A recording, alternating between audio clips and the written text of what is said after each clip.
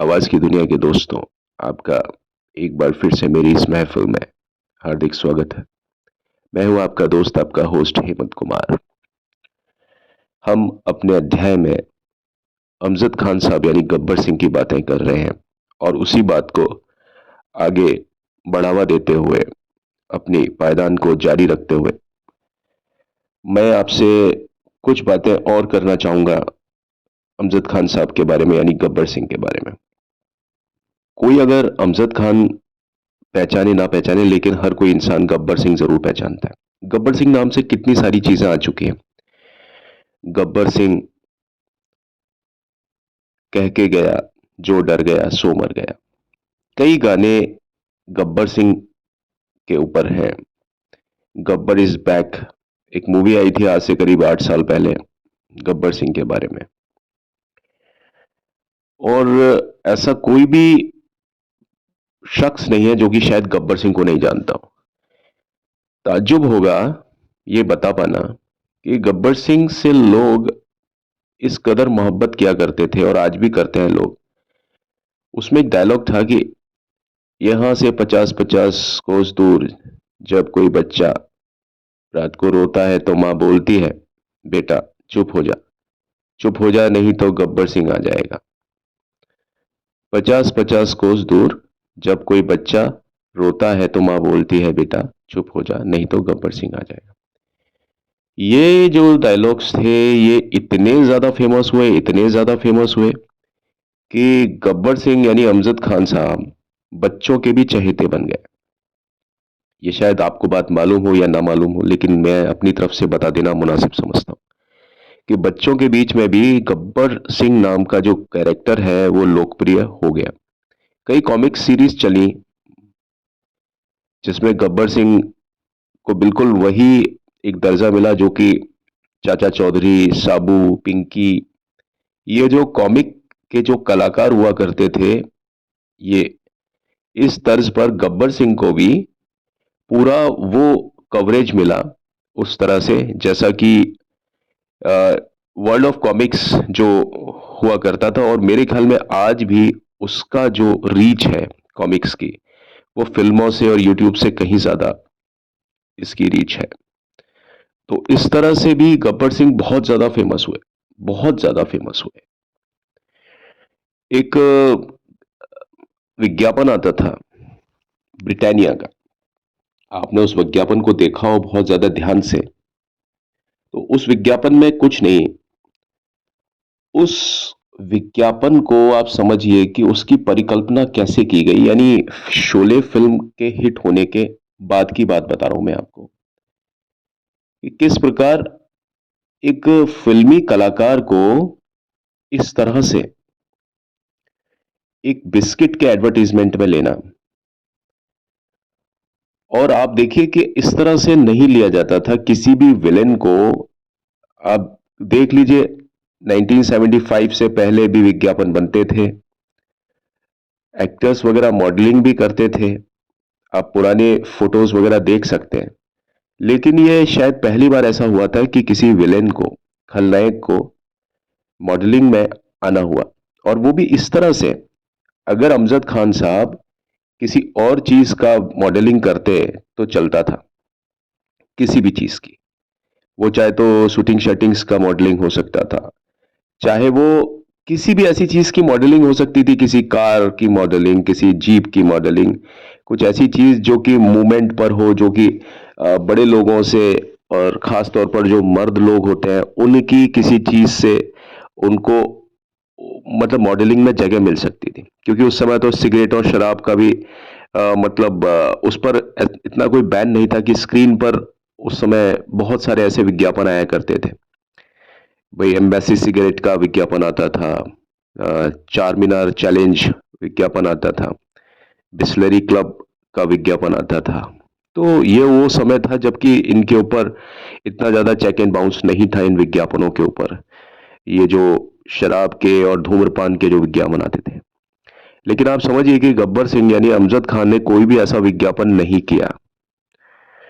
और मैं नहीं मान सकता कि उनके पास में इस तरह के विज्ञापन के ऑफर्स नहीं आए हों। शायद उन्होंने इन विज्ञापन को मना कर दिया, लेकिन जो बिस्किट का विज्ञापन उनके पास में आया, उस बिस्किट का नाम था ब्रिटानिया। और उस समय के जो तत्कालीन उनके जो मैनेजर हुआ करते थे यानी प्रबंधक थे, उनका नाम था सुनील अलग। और ये वही है, आपने शायद सुना हो माया अलग, कई फिल्म्स में आई हैं। और कई विज्ञापन में कोलगेट में उनका, कोलगेट या प्रॉमिस में उनका हम फोटो देख सकते हैं। बहुत ज्यादा फोटोजेनिक रही हैं वो। और वो उन्हीं की वाइफ रही। तो खैर बात बहुत पुरानी हो गई, लोग शायद जानते भी नहीं होंगे माया अलग को। तो एक बार क्या हुआ कि वो अ, एक शाम बिता रहे थे, जो ब्रिटानिया के जो समूह, जो मतलब ये ग्रुप है ब्रिटानिया ग्रुप जो बिस्किट वगैरह को बनाता है, उसके जो प्रबंधक हैं, जिनका नाम मैंने बताया सुनील अलग, वो एक शाम ऐसे ही बैठे हुए थे और उन्हें अचानक से एक सुझाव आया कि हम क्यों ना गब्बर सिंह को अपने प्रोडक्ट के लिए साइन करें। प्रोडक्ट मतलब बिस्किट, और ये प्रोडक्ट किसके लिए होता है? बिस्किट बच्चों के लिए होता है। और उस समय करीब, आप समझिए कि जब मैं बात बता रहा हूं और आज भी आप देखिए कि पार्ले जी का एक छत्र राज है। और वो जो समय था, उस समय तो पार्ले जी ही पार्ले जी था, बिल्कुल पार्ले जी था।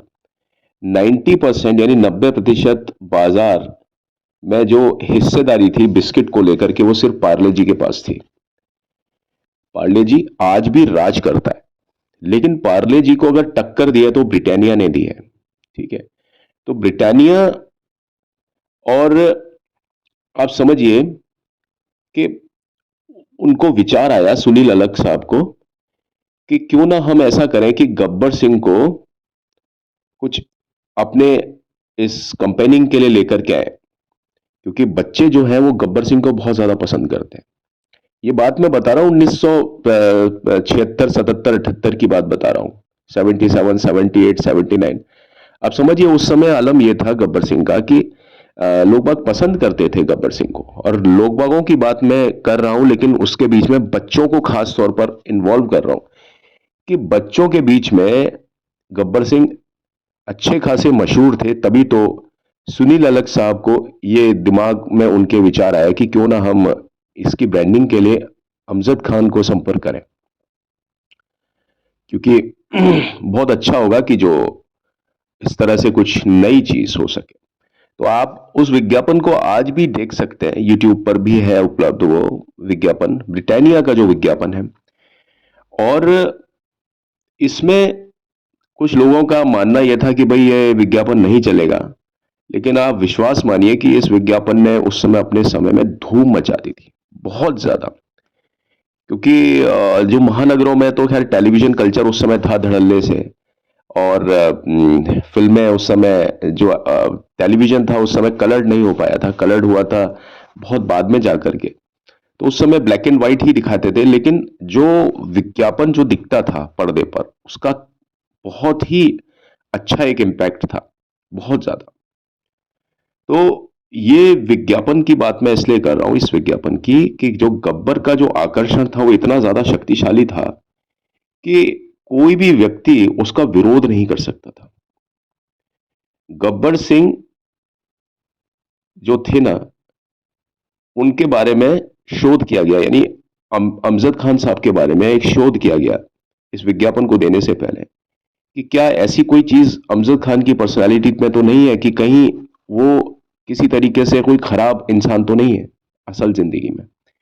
तो ये बाकायदा एक रिसर्च किया गया, लेकिन उसमें गब्बर सिंह यानी अमजद खान के कैरेक्टर से लेके सारी चीज इतनी बढ़िया पाई गई। और तब जाकर के उनको ये विज्ञापन दिया गया, और जिसे गब्बर सिंह ने बहुत आराम से, मतलब अमजद खान साहब ने इसको सहर्ष स्वीकार किया। और इसके लिए जावेद अख्तर साहब ने भी उसके दृश्य परिदृश्य को इस तरह से प्रयोग किया जाए, इसमें अख्तर साहब ने भी एक अच्छी भूमिका निभाई थी। मैं बात कर रहा हूं जावेद अख्तर साहब की। तो स्क्रिप्ट की जो स्क्रिप्टिंग वगैरह थी, वो एक विज्ञापन समूह कंपनी हुआ करती थी उस समय, लिंटास। उसकी टीम ने पूरा स्क्रिप्टिंग किया उसका, और इसका निर्देशन आप समझिए, एक जाने माने जो आपके विज्ञापन को जो डायरेक्ट करते थे, आपको समझिए, जो director of advertisement, director of branding जिसको माना जाता है, जो शहंशाह रहे हैं, जिनका नाम था, या है आज भी है उनका नाम, लेकिन आज वो इतना लाइमलाइट में नहीं है, कैलाश सुरेंद्रनाथ।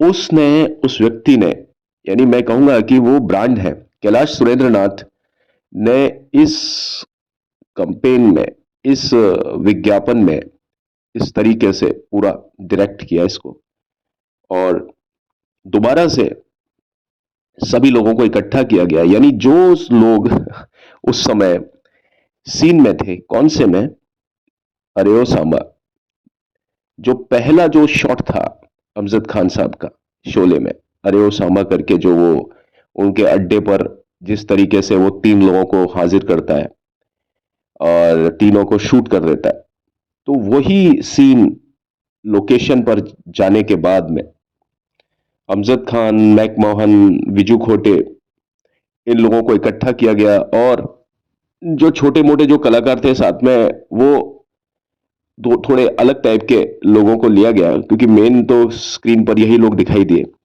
और आप समझिए कि सिप्पी साहब ने भी इसमें बहुत मदद की, कि जो किराए की जो पोशाक थी और बंदूकें थी, वो सब उन्होंने उपलब्ध करवाई। रमेश सिप्पी की बात कर रहा हूं। और ये विज्ञापन मात्र 2 घंटे में कैलाश सुरेंद्रनाथ ने सिर्फ 2 घंटे में शूट करके और इसे खत्म कर दिया।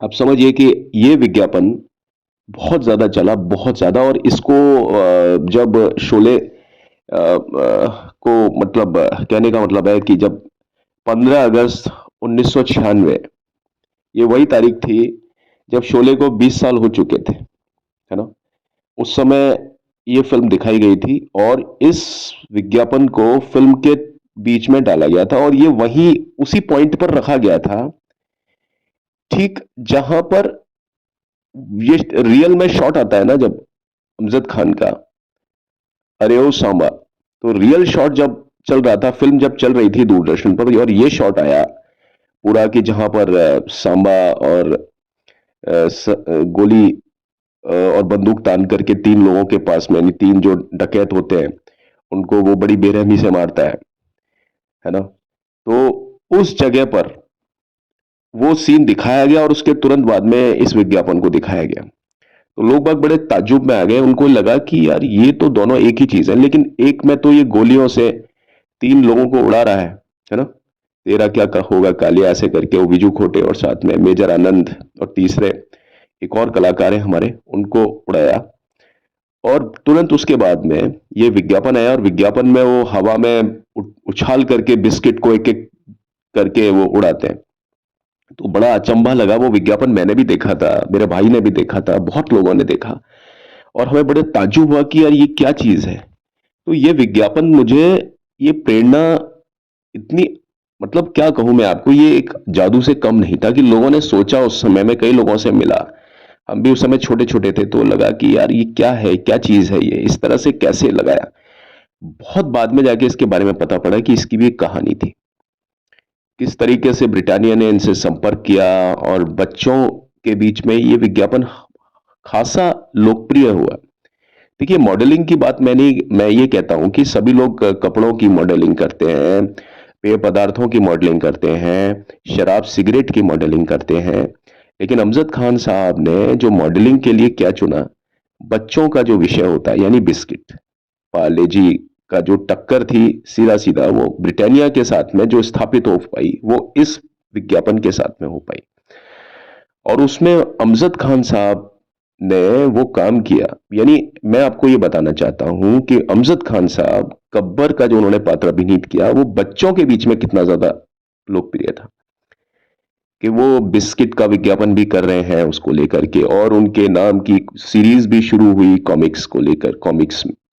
अब देखिए, स्टेपसिल्स का एक विज्ञापन आया करता था बहुत पहले, बहुत पहले की बात बता रहा हूं मैं, करीब ये बात है करीब 40 साल पुरानी बात बता रहा हूं मैं आपको। स्ट्रेप्सिल्स का विज्ञापन आया करता था, जहां पर अ, हेलेन साहब, हेलेन जो है वो नाच रही होती थी, महबूबा महबूबा करके जो गाना था उस पर। और वो धूल उड़ाते उड़ाते अचानक से धूल उड़ करके गब्बर सिंह के मुंह में चले जाती है और गब्बर सिंह को खांसी आती है, और खांसी आने के तुरंत बाद में स्टेप्सिल्स का विज्ञापन आता था।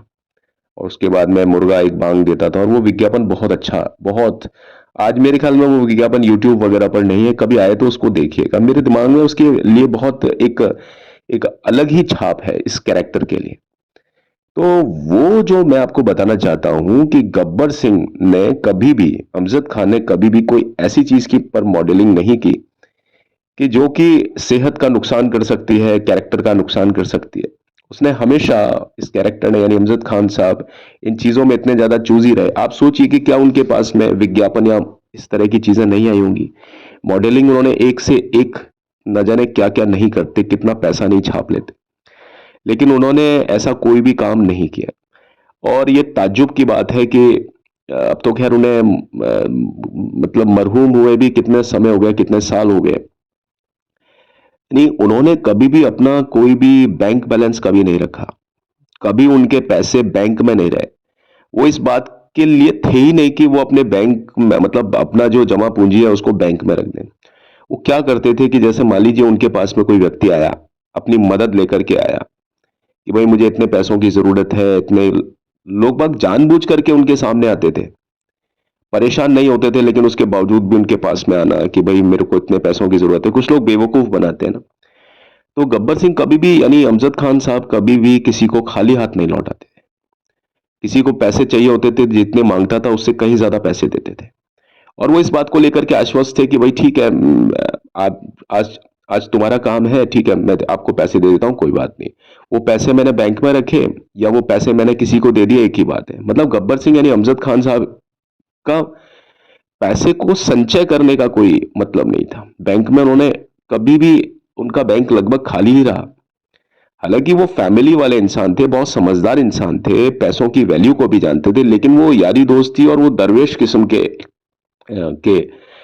एक इंसान थे, बहुत सुलझे हुए इंसान थे। ऐसा नहीं था कि वो पागल थे, ऐसा नहीं था कि वो घर को, गृहस्थी को, जिम्मेदारी को बखूबी नहीं निभाते थे। उनके 3 बच्चे हुए, और बहुत अच्छी फैमिली में उनका नाम आता है। वाइफ के साथ में उनके बहुत अच्छे रिश्ते रहे, बच्चों के साथ में उन्होंने जो तालीम, उन्होंने जो तरजीह दी, मेरे ख्याल में कोई दे नहीं सकता। आज भी बच्चे जो है उनके लाइमलाइट से बहुत दूर है। शादाब खान साहब ने भी 3-4 फिल्में करने के बाद में फिर वो फिल्म से अपना नाम, फिल्म इंडस्ट्री से हटा लिया। आज वो बहुत अच्छे एक मुकाम पर है, अपना एक अलग तरह का बिजनेस है उनका, उसके बारे में एक अलग से मैं वीडियो बनाऊंगा।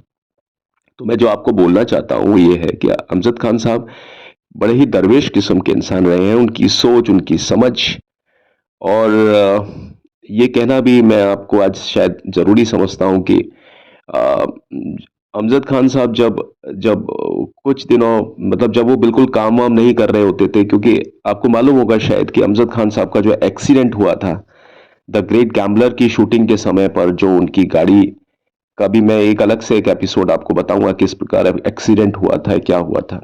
तो एक्सीडेंट के तुरंत बाद में उनका जो वजन था ना वो बहुत ज्यादा बढ़ने लग गया, क्योंकि इलाज के दौरान उन्हें स्टेरॉइड्स वगैरह दिए गए। उस समय वही था 77-78 की बात बता रहा हूं मैं, 77-78 की।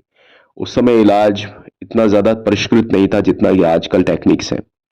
और ये खामियाजा अमिताभ बच्चन ने भी भुगता जब उनकी 1982 में, जब उनको कुली के सेट पर, जब उन्हें उनकी आंत जब फट गई थी। तो उस समय जो इलाज हुआ करते थे, अगर किसी को एक्सीडेंट वगैरह होता था तो उसका जो खामियाजा था वो लोगों को भुगतना पड़ता था। आज अमिताभ बच्चन भी पूरी जिंदगी भर, आज उनकी पूरी जिंदगी हो चली है लगभग, और वो है अभी काफी जिएंगे, लेकिन हर दिन वो दवाइयां, ये सारी चीजें वो नियमित रूप से लेते हैं। उसी तरीके से अमजद खान साहब ने भी अपनी पूरी जिंदगी भर दवाइयां ली, लेकिन उसके बावजूद भी उनका जो शरीर था वो गुब्बारे की तरह फूलता चला गया। और 1993 तक तो उनका यह आलम था कि वो अपनी जगह से उठ भी नहीं सकते थे। एक तख्ता नुमा एक बहुत बड़ा बेड था जिसके ऊपर वो सिर्फ लेटे रहते थे, वो हिला डुला भी नहीं जाता था उनको। और वहीं पर ही उनका इंतकाल हो गया। और जब इंतकाल हुआ, जब वो उनकी डेथ हो गई, उससे पहले तक भी जब उनको लोगों भाई उनके पास काम नहीं था और उनकी स्थिति ऐसी हो गई थी कि उन्हें पैसों की जरूरत पड़ती थी। और मैंने यही बताया आपको कि कुछ लोगों ने उनसे फिल्में करवाई, पूरा पैसा नहीं दिया। कुछ उनके दोस्त थे, जो दोस्त थे या दुश्मन थे मुझे नहीं मालूम, लेकिन उन लोगों ने भी बहुत पैसा खींचा अमजद खान से। अमजद खान ने कभी भी मना नहीं किया। किसी को 50 लाख चाहिए होते थे तो वो 1 करोड़, इस तरह का हिसाब किताब हुआ करता था उनका। तो अमजद खान साहब का बकाया 1 करोड़ 25 लाख रुपया। और ये बात बता रहा हूं मैं 1992 की, 1992 में उनको इतने पैसे वसूलने थे। उन्होंने बहुत कोशिशें की, मतलब कोशिशें मतलब इल्तजा की। कुछ लोगों से कहा कि भाई मेरे आप अगर पैसे देना तो बहुत बहुत मुनासिब होगा, क्योंकि मैं इस समय कुछ काम तो नहीं कर रहा हूं। ये वो लोग थे जो उनके दोस्त हुआ करते थे, जिनसे उनका लेन देन उस तरह से चलता था। और यकीन मानिए अमजद खान साहब ने सिर्फ देने पर यकीन किया, कभी उन्होंने कुछ ऐसा लिया नहीं। मैं आपको कह रहा हूं कि उनके पास में कोई बैंक में नहीं था। और यही यही स्थिति रही आर डी बर्मन साहब की, कि वो दे देते थे, बांट देते थे सभी के बीच में। और लोग ऐसे लोगों को बदनाम करते हैं उनके जाने के बाद में। तो ये चीज है उनके साथ थी कि 1 करोड़ 25 लाख रुपया लोगों के पास था। लोगों को सब पता था कि अमजद खान साहब कोई काम नहीं कर पा रहे हैं, उनकी स्थिति ऐसी हो गई है। लेकिन फिर भी मैं आपसे कह रहा हूं ना कि वो दोस्त थे या दुश्मन थे, ये कहना बड़ा गलत होगा। मुझ में कोई डिक्शनरी में कोई मीनिंग नहीं है उस चीज का। और वो पैसा कभी निकल नहीं पाया, कभी भी निकल नहीं पाया। और एक ताज्जुब की बात यह रही कि अमजद खान जब इंतकाल हुआ अमजद खान साहब का, तो उनके इंतकाल के 3 महीने के बाद में एक गैंगस्टर हैं, उनका मैं नाम तो नहीं बताऊंगा, उनका फोन आया अमजद खान साहब के घर पर, जो कि रिसीव किया उनकी वाइफ ने, शैला जी ने। तो उस गैंगस्टर ने ये कहा कि आप मुझे 3 दिन का मौका दीजिए, सिर्फ 3 दिन का वक्त दीजिए, 3 दिन का।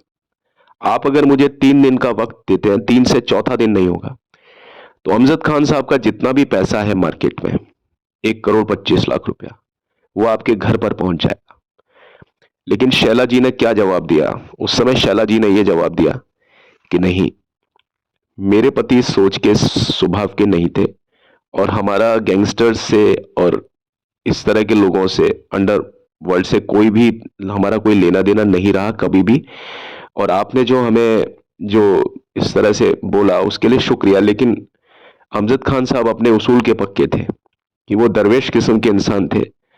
हमें एक पैसा भी नहीं चाहिए, हम जो हैं, हम जिस हाल में हैं वो ठीक है, वो अच्छा है। और मैं आपको क्या कहूं कि उस समय उनकी स्थिति अच्छी नहीं थी। आप समझिए 1 करोड़ 25 लाख रुपया उनका लोग बाग लेकर के बैठ गए, डकार गए। और ये किसी एक इंसान के पास, मतलब उनके पास में फोन आता है कोई, और वो क्लेम कर रहा है, वो चैलेंज कर रहा है वो व्यक्ति कि 3 दिन से चौथा दिन नहीं जाएगा, आपके पैसे आपके घर पर आ जाएंगे। और शैला जी ने बिल्कुल मना कर दिया। उन्होंने कहा कि अब फोन कभी करना भी मत, क्योंकि हम लोग ठीक है कुछ भी है, लेकिन हम लोग इस तरह से नहीं। और मैं अपने पति की जो सोच है, उनकी जो यादें हैं, उनके साथ में ही अपनी जिंदगी को जीना चाहूंगी। तो आप देखिए इतने अच्छे, इतने महान लोग, मुझे नहीं लगता कि महानता के लिए किसी और तरह की कहानियों की हमें जरूरत है। इस तरह की कहानियां ही हमें बताती है कि इंसान महान है या शैतान है। तो आप देखिए कि कहानियां किस तरह से होती है। अब आप कुछ चीजें मैं आपको और बताना चाहूंगा कि जब शादाब शादाब खान का जब जन्म हुआ था 20 सितंबर 1973 को, तब भी अमजद खान साहब की स्थिति कोई ज्यादा अच्छी नहीं थी। लेकिन इसी दिन शोले के लिए, शोले फिल्म के लिए अमजद खान साहब से संपर्क किया गया और उनसे शोले ने के लिए उनको अनुबंधित किया गया। और इसी दिन शादाब खान साहब का शाम को 4:10 पर जन्म हुआ। और ये वो समय था जब अमजद खान के पास में पैसे नहीं थे। उनकी वाइफ हॉस्पिटल में थी, शादाब खान हो चुके थे, और अमजद खान के पास में एक पैसा भी नहीं था। और अमजद खान साहब अपना सिर को अपने घुटनों के बीच में लगा करके नीचे मुंह करके बैठे हुए थे। ये सच में एक वास्तविक बात मैं आपको बता रहा हूं। और वो 400 रुपए का बिल था हॉस्पिटल में। और उस समय उनकी मदद के लिए आगे आए चेतन आनंद, गोल्डी आनंद, देवानंद साहब के बड़े भाई, जिन्होंने कई अच्छी फिल्में, मतलब जो उन्होंने फिल्म बनाई, मेरे ख्याल में उससे बढ़ के कोई फिल्म बन नहीं सकती है। जो उन्होंने जिस तरह से सीन्स को कैमरे में कैद किया या करवाया। चेतन आनंद की कोई भी फिल्म आप, मैं बताऊंगा, इनकी कई फिल्में हैं जो कि आप देखिए, उसके बारे में मैं एक अलग से वीडियो बनाऊंगा, ठीक है। तो चेतन आनंद वो एक ऐसे इंसान थे जिन्होंने 400 रुपए, और उस समय बहुत होते थे 400 रुपए मेरे ख्याल में उतना।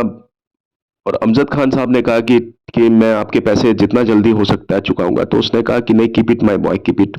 ये पैसे मैं तुम्हें लेने के लिए नहीं दे रहा हूं, ये पैसे अपने पास रखो। और ये बच्चा भाई तुम्हारा तुम्हारा बेटा है, तो ये मेरा भी एक पोता है, ऐसा समझ लो आप, ठीक है। तो इसको लेने देने का नाम मत दो, ठीक है। अभी जो हो रहा है, हॉस्पिटल का बिल चुकाओ और घर पर आ जाओ बस अपने। तो मैं आपको बता रहा हूं कि उस समय से इनके जो घर के हालात थे वो ठीक हुए। हालांकि वो बहुत ज्यादा मतलब अपने आप में बहुत खुददार किस्म के इंसान थे। उनके पिता भी कोई कम नहीं थे। जयंत साहब का भी नाम फिल्म इंडस्ट्री में है, लेकिन अमजद खान साहब अपनी जिंदगी अपने दम पर जीते थे। चाहे वो फक्कड़ हैं, चाहे वो अमीर हैं, चाहे गरीब हैं, जो कुछ हैं, जैसे भी हैं, अपने लिए हैं, अपनी फैमिली के लिए। और इस सब चीज में शैला जी, यानी जो उनकी वाइफ थी और है, वो सदा उनके साथ में उनके अंतिम समय तक भी रही। और उनके बाद में भी उन्होंने अमजद खान साहब की जो परंपरा है, उनके जो विचार है, उनके जो सिद्धांत है, उनको जिंदगी भर निभा के रखा। आज उनके 3 बच्चे हैं, उनके बारे में भी मैं अलग से बात करूंगा। तो आप देखिए कि अमजद खान साहब का क्या कैरेक्टर रहा, किस तरीके से क्या हुआ क्या नहीं हुआ उनके साथ में। और एक चीज कि कई लोग बोलते हैं कि भाई अमजद खान साहब का देखिए इतना बड़ा कैरेक्टर, इतना बड़ा मतलब उन्होंने कैरिकेचर में दिया इस चीज को। और अमजद खान साहब का कुछ लोग मेहनताना जानना चाहते हैं कि भाई अमजद खान साहब को कितने पैसे मिले शोले के लिए। तो आप अनुमान नहीं लगा पाएंगे कि सबसे कम जो पैसे थे ना, वो शोले के, इतने महान कैरेक्टर को सिर्फ 1,000 रुपए मिले। कितने, सॉरी, 10,000 रुपए। 10,000 रुपए के लिए, या 10,000 रुपए में अमजद खान को अनुबंधित किया गया था गब्बर सिंह के लिए। आप देखिए कि मुझे नहीं पता कि गब्बर सिंह जो है वो सिर्फ 10,000 लायक थे या नहीं थे। चलिए, वो फिल्म बन गई, उस समय गब्बर सिंह नए थे, मान लिया। उनको 10,000 रुपए देना भी वो समझ गया मैं। हालांकि मैं ये भी मानता हूं कि रमेश सिप्पी बहुत बड़े दिल वाले हैं, बहुत बहुत बहुत ज्यादा। उन्होंने पैसा पानी की तरह खर्च किया। मैंने आज तक भी इनके बारे में ऐसा नहीं सुना कि कोई गलत चीज थी, वो थी। लेकिन गब्बर सिंह को रॉयल्टी दी जानी चाहिए, क्योंकि जो फिल्में जो बिकी, कैसेट्स जो बिके, वो गब्बर सिंह की आवाज के कारण ज्यादा बिके, आप समझिए। उनका मेहनताना सिर्फ 10,000 रुपए था। और उसके बाद में जब कैसेट बिके, अंधाधुंध जो बिक्री हुई कैसेट्स को लेकर के, वो जो चीज थी उसमें क्या अमजद खान साहब को उनकी रॉयल्टी दी गई, जैसे सिंगर्स को रॉयल्टी दी जाती है। गाना आपने एक बार रिकॉर्ड किया, उसके बाद में जब भी कभी वो गाने के रिकॉर्ड्स बिकेंगे, कभी भी उसका एक निश्चित, एक मुश्त रकम उस व्यक्ति को, उस अदाकार को मिल जाती है। तो गब्बर सिंह मतलब शोले, और शोले की अगर कैसेट चल रही है, को शोले के रिकॉर्ड्स चल रहे हैं, तो आप समझ लीजिए कि वो गाने तो चलेंगे ही चलेंगे, बैकग्राउंड तो चलेगा ही चलेगा, लेकिन उससे कम ऐसा नहीं था कि गब्बर सिंह की आवाज कहीं कम थी। सच तो यह है कि जो कैसेट थे वो इतने ज्यादा तब लाइमलाइट में आए जबकि जब तक कि उसमें गब्बर सिंह के डायलॉग्स नहीं आ गए थे। लोग बाग देखना ही चाहते थे गब्बर सिंह को, लोग बाग सुनना ही गब्बर सिंह को चाहते थे। चाहे कोई कितना ही बड़ा प्रशंसक हो, उस समय तक सीता और गीता फिल्म आ चुकी थी, जिसमें आप देखिए संजीव कुमार भी थे, उसमें धर्मेंद्र भी थे, उसमें हेमा मालिनी भी थी, और डायरेक्टर यही अपने रमेश सिप्पी थे, और जीपी सिप्पी साहब थे बाप बेटे। तो इस जोड़ी को फिर से दोहराया गया शोले में। लेकिन जो इन लोगों के जो प्रशंसक थे, संजीव कुमार साहब बहुत बहुत बहुत बेहतरीन अदाकार हैं। आपके अमिताभ बच्चन तो नहीं उस समय, ये धर्मेंद्र साहब बहुत बड़े बड़े बहुत बड़े बहुत उम्दा कलाकार है, बहुत अच्छे। जो आपके ही मैन, उसके अलावा हेमा मालिनी भी, मतलब आप देख लीजिए कि ड्रीम गर्ल, और इनके भी प्रशंसकों की उस समय कोई कमी नहीं थी। लेकिन जो भी कोई जिसका भी प्रशंसक होता था वो आता तो अपने पसंद के इन कलाकारों को देखने के लिए था शोले में। लेकिन जब शोले फिल्म खत्म हो जाती थी और जब वो थिएटर से निकलता था तो वो अंत में सबको भूल जाता था और वो सिर्फ एक कैरेक्टर को याद रखता था, गब्बर सिंह। और वो गब्बर सिंह का प्रशंसक बनकर के निकलता था। आता कोई किसी भी रॉ में था, किसी का भी प्रशंसक बनकर के आता था, लेकिन फिल्म को छोड़ने के बाद में सभी के दिमाग पर जो छाप लगती थी वो लगती थी गब्बर सिंह की। तो ये मैं आपको इसलिए बता रहा हूं क्योंकि गब्बर सिंह जो है ना वो एक प्रोमिनेंट कैरेक्टर है। ऐसा कैरेक्टर है जो कि ना तो कभी हुआ ना कभी हो सकता है। कुछ किस्से और भी थे गब्बर सिंह के बारे में, जैसे मैं आपको बताऊं कि बहुत गजब की चीजें और गब्बर सिंह के बारे में है मशहूर, कि आपको शायद इस चीज का इल्म होगा कि अ, धर्मेंद्र साहब ने ये कहा था उसमें, एक डायलॉग था कि जब एक शॉट था, इस जब पकड़ करके लाते हैं धर्मेंद्र को गब्बर सिंह के अड्डे पर, और बसंती को नाचना होता है, तो वो डायलॉग मारता है गब्बर सिंह का कैरेक्टर कि भाई लगा तो इस ये निशाना इस कुत्ते पे, है ना। तो कुत्ता मतलब उसमें धर्मेंद्र के बारे में बोला गया होता है। तो धर्मेंद्र को ऑब्जेक्शन होता है इस चीज में कि नहीं नहीं नहीं, ये कुत्ता शब्द को हटाओ। रमेश सिप्पी से उन्होंने कहा है कि इस शब्द को हटाओ, क्योंकि हमारे जो प्रशंसक हैं वो कुत्ता शब्द नहीं सुन पाएंगे, उनको अच्छा नहीं लगेगा। तो वहां रमेश सिप्पी ने धर्मेंद्र साहब को ये समझाया कि भाई ऐसा है कि ये जो कैरेक्टर है ना गब्बर सिंह, ये अमजद खान मत देखो इसमें, ये गब्बर सिंह है। और गब्बर सिंह कौन है? डकैत है। और डकैत की तो भाषा ही ऐसी होती है, अगर डकैत कुत्ता नहीं बोलेगा तो क्या बोलेगा। तो ये जो बोल रहे हैं डायलॉग जो सलीम जावेद ने लिखे, वो कैरेक्टर के साथ में जा रहे हैं। अमजद खान अपनी तरफ से कुछ नहीं बोल रहे, इनको तो ये लाइन दी गई है और उनको बोला जा रहा है। तब जाकर के वो चीज हुई। यानी रमेश सिप्पी इस बात को लेकर के पूरी तरीके से आश्वस्त थे कि जो चल रहा है वो बहुत अच्छा चल रहा है। लेकिन धर्मेंद्र साहब का भी आपने शायद देखा होगा कि उन्होंने भी उस डायलॉग को पूरा कर लिया, मतलब बराबर कर लिया हिस्सा, क्योंकि उसी शॉट में धर्मेंद्र ने वो डायलॉग बोला कि बसंती इन कुत्तों के आगे मत नाचना। तो आप देखिए कि गब्बर सिंह ने बोला कि लगाना लगा तो निशाना इस कुत्ते पे, ये तो सांबा से बोला था। और पलट करके धर्मेंद्र ने यानी वीरू ने जो डायलॉग बोला वो बोला कि बसंती इन कुत्तों के आगे मत नाचना। तो इस तरह से थोड़ा सा वो चलता था वहां पर, ऐसा कुछ नहीं था, वो कलाकार हैं आपस में इस तरह से।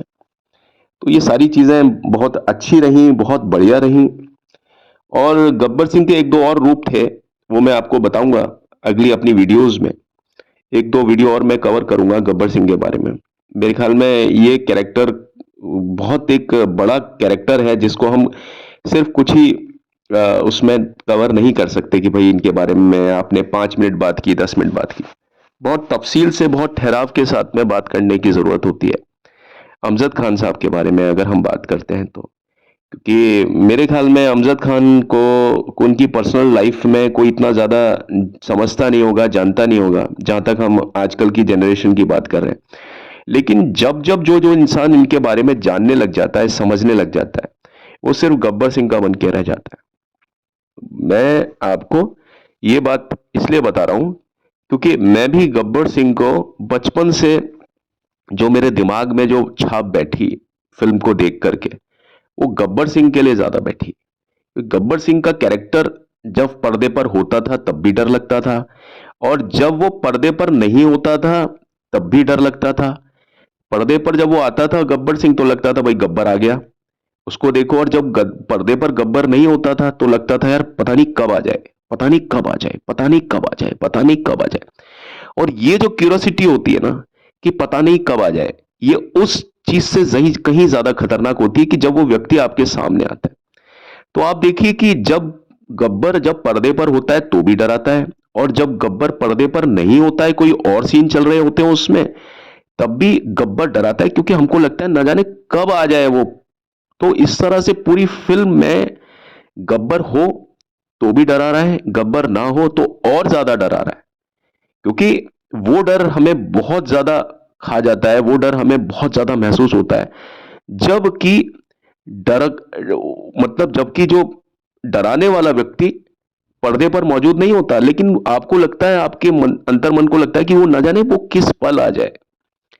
तो गब्बर सिंह का जो जो धाक थी, वो मैं अपने व्यक्तिगत रूप से बता रहा हूं कि मेरे मस्तिष्क पर भी, मेरे मेरे मस्तिष्क पटल पर भी इतनी गहरी छाप है उस कैरेक्टर को लेकर के कि मैं उसका बयान सिर्फ 2 या 3 वीडियोस में कर पाऊं, ये मेरे लिए भी मुनासिब नहीं होगा।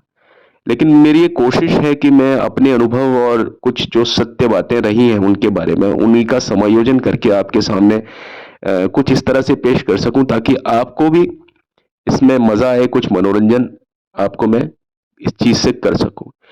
अब मुझे नहीं समझ में आता कि मैं ये इस अपनी इस पहल में कितना कामयाब हो रहा हूं, कितना नाकामयाब हो रहा हूं। चलिए मैं ये सब ईश्वर पर, अल्लाह पर, जीसस पर, राम पर, वाहे गुरु पर छोड़ता हूं। और अभी बस आपसे ये कहता हूं कि बस आज के लिए इतना काफी है। और अभी तो चलता हूं, लौट के मिलता हूं। और इस वादे के साथ में, और साथ में मेरी वही रिक्वेस्ट जो मैं आपसे करता हूं कि प्लीज मेरे चैनल को लाइक, शेयर, सब्सक्राइब जरूर जरूर जरूर कीजिएगा, क्योंकि हम जैसे लोगों के लिए, हम जैसे नए यूट्यूबर्स के लिए आप लोगों का ही बहुत बड़ा सहारा है और एकमात्र सहारा है। आप लोग खुश रहें, आबाद रहें, मस्त रहें, हमेशा खेलते खिलखिलाते रहें। इससे ज्यादा मैं और क्या चाहूंगा अपने रब से, अपने ईश्वर से, अपने राम से, अपने अपने वाहे गुरु से और अपने जीसस से। Thank you and have a nice day. God bless all of you. कल मिलते हैं फिर से एक बार शोले के साथ में। Thank you, thank you and thank you. Bye.